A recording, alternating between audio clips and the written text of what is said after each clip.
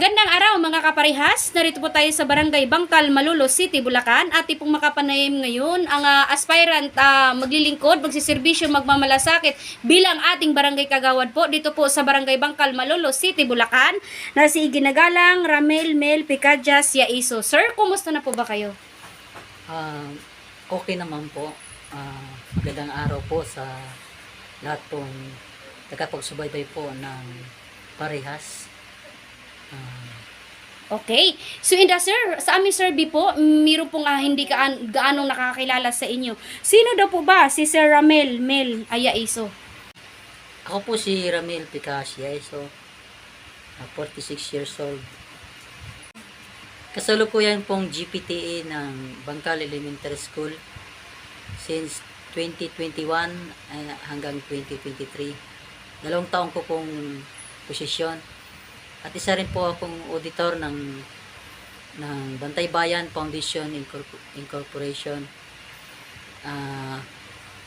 Bahagi rin po ako ng BCPC ng Barangay Bangkal Elementary School. Barangay Bangkal pa. So sir, kung sakali po kayo ipalarin na magserbisyo bilang ating barangay kagawad po sa Barangay Bangkal, ano po ang maaasahan ng ating mga kabarangay at ano po ang dapat tutukan na number 1 priority na dito po sa Barangay Bangkal? Sa nakita ko po sa kalagayan po ng Bangkal, dahil po sa dikit-dikit po ang bahay at madali po ang posibilidad na madaling kumalat ang isang disaster na pwedeng mangyari, hindi natin masasabi magkaroon man ng sunog.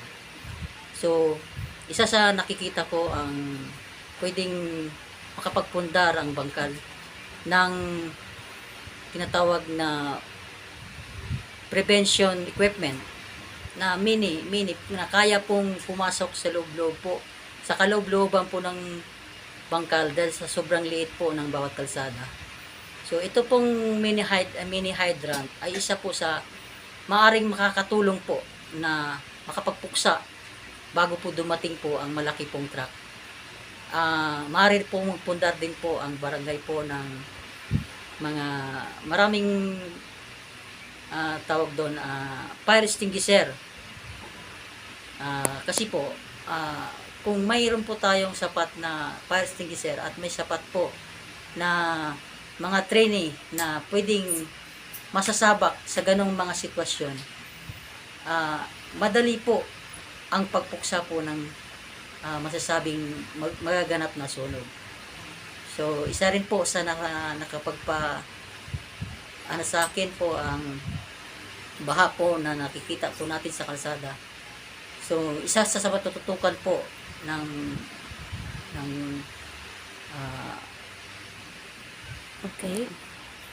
dapat pong matutukan ang mga drainage canal na totally mabago. Sa sobrang liit po ng drainage canal, ang kailangan po natin ay isang malaking drainage na pwedeng makapagpadaloy ng tubig na ulan at hindi pupundo sa bawat mga kalsada. At isa pa sa nakikita ko sa kasalukuyang mga bangayan ng bawat grupo ng kabataan na maaari tayong makapagbigay ng posibilidad na pwedeng paraan kung paano po natin mapagkasundo ang mga kabataan ng Bangkal at ng Longos at ng Extension. At kung maaari, kung mapagpapagkasundo natin sa pamamaraan ng peace talk, at the same time, idadaan natin sa palakasan o palaro. Okay. Idadagdag na rin po natin ang mga kalagayan po ng bawat mamayan sa pagdating ng basura.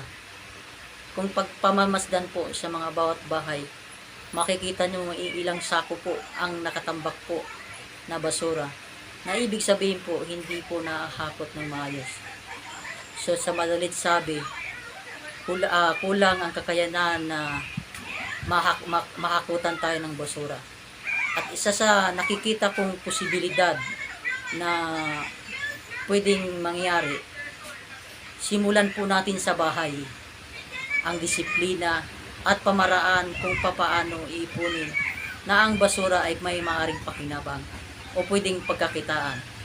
Sa ganong paraan, mahihimok natin na ang kabataan o ang mga mamamayan ay segregate at ang mga maghahakot ay hindi na mahihirapan kung paano niya paghihiwalayin pa.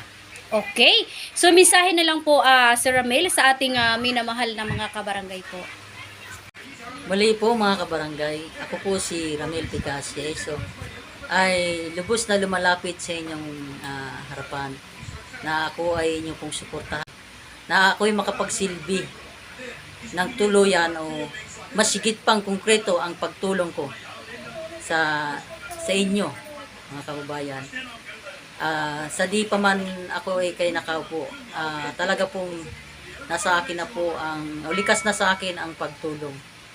Dahil po ay yun po ang nakatatak na po sa akin dito. #maiba naman. Dito po kasi nakikita ang mga kabataan o mas preskong handang maglingkod sa ating kapwa kabarangay. Okay.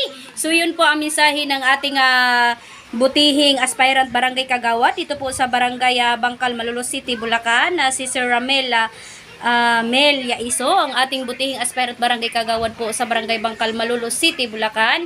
Nakasalukuyan po ay, nga po sabi niya, siya po ang presidente ng ating GPTA Elementary School, barangay Bangkal, Malolos City, Bulacan. At kasalukuyan din po siya ay auditor ng ating Bantay Bayan Foundation and Corporation Malolos Chapter.